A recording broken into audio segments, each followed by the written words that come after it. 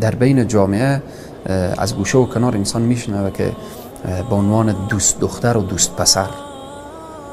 امروز یک پسر رفته یک دختر نامحرمه با او دوست شده، لحظات شیشته با او به اصطلاح محبت کرده، اگر سرمایه داشته سرمایه مصرف کرده، وقت خور مصرف کرده، جان خور مصرف کرده، مال خور مصرف کرده، مدت 3 روز 4 روز 5 روز 2 روز 1 روز 1 ساعت هرچی که بود 10 دقیقه با او خوشگذرانی کرده، خیلی لذت برده دیگه به این.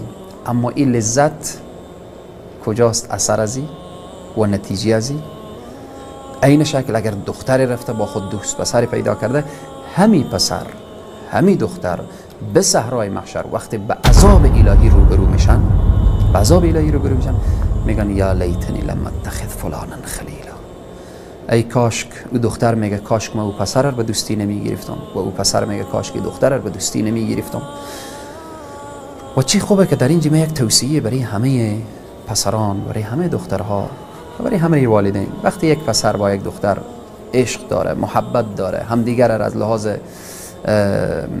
فکری، از لحاظ عقیدتی، از لحاظ بالاخره با همدیگر میدانن که واقعا دوستن، نه دوستی 1 ساعته و 2 ساعته و خوشگذرانی، نه این که لحظات با همدیگر به عشق جهنم زندگی کنن. نه، اگر با همدیگر واقعا محبت دارن، به نکاح مسلمانی از همدیگر خواستگاری کنن، با عزت، با عفت، پاک دامن، بعد یک عمر کنار همدیگر با عشق بنشینن که به صحرای محشر نگوین یا لیتنی لم اتخذ فلانا خلیلا. پس همه شامل میشه، نشه که در اون لحظه ای جوان عزیز و ای خواهری که اگر تا به این لحظه خبر نداشت و در این لحظه واقف میشه، صحرای محشر خیلی سخته، خیلی سخته که به عذاب انسان روبرو بشه.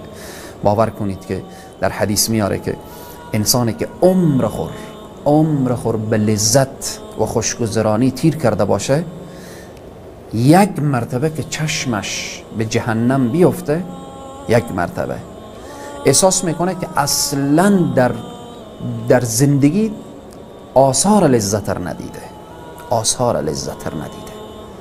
در حالتی که از ابتدای عمر تا انتهای عمر به لذت و خوشگذرانی تیر کرده باشه و وقتی که چشمش به جهنم بیفته، تمام لذت ها رو فراموش میکنه. و هنگامی که انسانی که تمام عمر رو به مشکلات تیر کرده باشه، به مشقت تیر کرده باشه، به اصطلاح امروزی به درد و به رنج تیر کرده باشه، ولی با خدا ارتباط داشته باشه، آن هنگامی که چشمش به بهشت میافته، اصلا احساس میکنه که هیچ غمی ندیده، هیچ مصیبتی ندیده. پس عزیزان من، نشه که آن روز بگوییم یا لیتنی لم اتخذ فلانا خلیلا.